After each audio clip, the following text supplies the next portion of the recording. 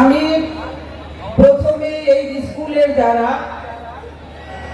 ছিলেন ছাত্র হিসাবে হোক, আপনার শিক্ষক হোক, যারা দুনিয়া থেকে চলে গেছেন, তাদের আমি আত্মার মাগফিরাত কামনা করতেছি।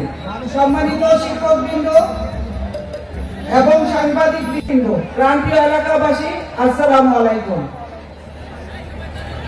এই স্কুলে ৮০ বছর পূর্তি একটি আনন্দ ও উল্লাসের বিষয়। এই উপলক্ষে আমাদের এখানে সকলের উপস্থিতি একটা সৌভাগ্যের বিষয়।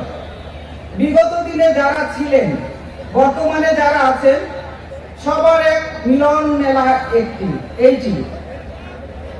এই পুরো মিলনই কেবল আড্ডা ও খাওয়ার আয়োজন নয়, এটি আপনাদের মধ্যকার অপরের মুখ দেখেছেন।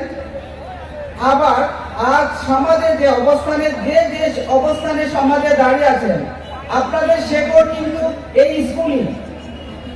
আজকের এই মিলন মেলা আমাদের মনে করিয়ে দেয় যে মানুষের সবচেয়ে বড় সম্পদ হলো তার স্মৃতি এবং বন্ধুত্ব।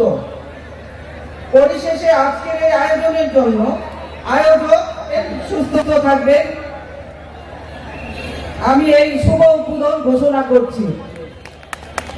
পরিশেষে আমি একটা কথা বলতে চাই, আমাদের সামনে নির্বাচন 12ই ফেব্রুয়ারি। ধানের শীষের কান্ডারি আমরা মানিকগঞ্জ জেলায় জনাব আফরোজা খান রিজা আপা, আমার হাজবেন্ড এস এ জিন্না কবি, আমি তার সহধর্মিনী, আগেও বলেছি, সিঙ্গারে শান্তু ভাই।